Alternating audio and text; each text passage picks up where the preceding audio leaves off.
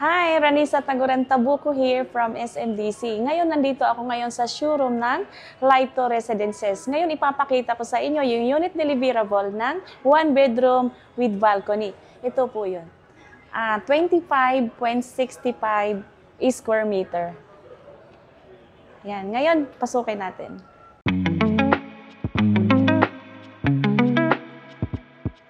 Pasok natin, makikita natin, ito po yung breaker. Yan, tapos may cabinet. Yan. Layered po yung design ng cabinet niya. Meron din dito. Naka-fixtures na po yung stove top. Yan, makikita natin, may maliit, may malaki. Yan. So, sa ilalim, naka-layer din po yung ano dito para may malagay po kayo ng mga pang-kitchen. Yan. So, ito, nakikita natin, may box. Ito po yung grease stopper para po hindi po magbara ang ating lababo. So, ito yun. Stainless po yung design, yung marireceive natin mismo na lababo. Okay? So, ito po yung space ng refrigerator. Yan, ito po yung outlet.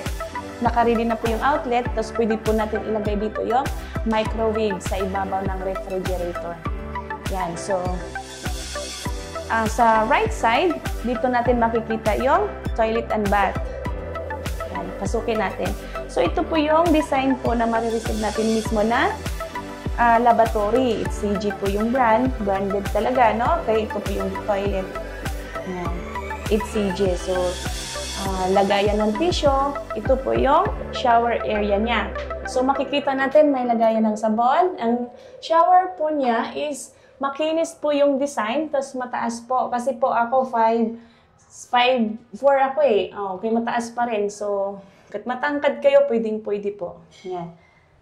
Ito po yung, dyan po magdi-drain yung water. Tapos dito, kita nyo may division po siyang ganyan para hindi po direkta yung tubig nyo dyan. So, nasa inyo lang po kung lagyan nyo po dito ng, kung talagang gusto nyo yung privacy, so pwede pong kahit ano na lang, kahit shower curtain, pwede na po. Kung gusto nyo yung mas glass, pwede pong glass. Okay?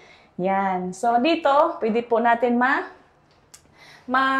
lagyan po natin dito ng layered. Kung gusto nyo pong ma-customize talaga yung design, yung unit nyo po sa toilet. Yan. Ito po, provision po siya for washing machine. Yan. So, dito makalagay yung washing, no? Pag naglalaba kayo. Yan. Diyan po yung area ng washing machine. So, switch po niya. Yan. Tapos sa ibaba, makikita natin, yan po yung smoke detector. So, punta naman tayo sa living and dining. Yan.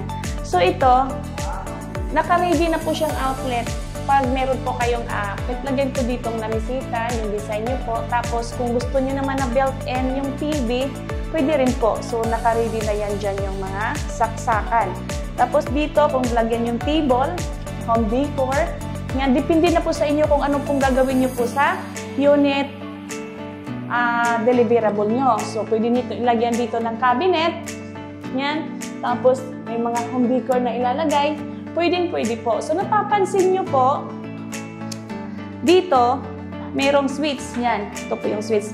Dito rin, may outlet. Okay? Yan. So, dito po yung lagay nyo kung may sofa. May sofa kayo, yan, may center table dyan. So, kahit may ipatong kayo, may charge kayo, may outlet na po. Yan, so at least may idea po kayo kung saan po kaya ilalagay yung sofa dyan. Yan.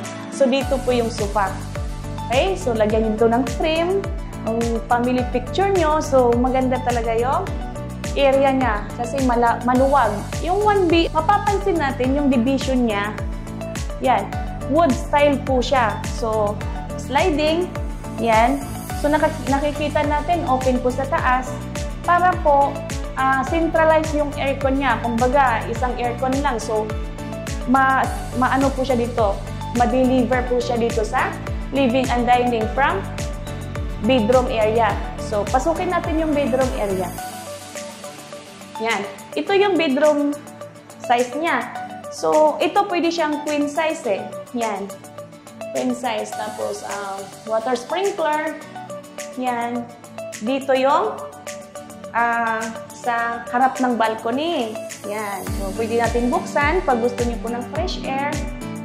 Yan. So, open po siya. Pwede po siyang Tapos yung glass door niya, ito naman po, going po sa balcony. Ito naman yung balcony niya. Yan. Ito. So, may lights na siya dito sa gilid. Tapos yung harang niya, makapal po yung bakal. Yan. So, hanggang dibdib po sa akin. So, safe na safe talaga. Tapos, malaki po yung bakal niya. Yan. Tapos, yung luwag po niya dito, hindi po siya masikip. Pwede pa kayong maglagay dito ng table. Pwede kayong mag-computer dito, coffee. Yan, kwentuhan. Depende na lang po sa facing natin kung saan po tayo nakaharap. No? Kasi ito, facing amenity. So, nakikita natin dyan yung mga naliligo. Yan. So, ito. Ito po yung pag isara natin, ito po yung kabuuhan po ng balcony. Yan. Di ba? So, yung 25.65, one bedroom with balcony and right to residences. Yan. So, yan. Ito po. So, ito po yung kahabaan niya. So, again, this is one bedroom with balcony, 25.65 square meter. Okay. So, ngayon, paano kaya, kung iniisip nyo, paano kaya pag studio unit po ang hanap ko or yung hanap nyo? Ganon. So, pagpasok natin dito, gantong-ganto pong mangyayari pa rin. Kitchen dito, tas toilet and bath dito. Yan. So, parang lumipis lang po siya ng kunti. Diretso po siya. Yan. Diretso po dito. Tapos dito pa rin yung balcony. Pero wala po kayong may expect na partition na ganito. So, kayo na pong bahala maglagay ng bed dyan, yung bed nyo. Ganyan lang. Yan. So, kumbaga, kasi yung 1BR with balcony is 25.65 square meter. Tapos yung studio naman is 22.95 square meter. So, almost 23 square meter na po. So, medyo manipis lang po siya ng konti dito na 1BR with balcony. So, ganyan po ang mangyayari ng studio pag studio unit po yung hanap nyo. Yan. Yan lang po ang diferensya sa studio. Ito lang po talagang partition na to. So, wala po kayong may expect na partition na to because studio is diretso lang po. Okay? Yan. So, ganito pa rin yung living and dining. Ganyan pa rin yung ganito yung toilet and bath. Yan.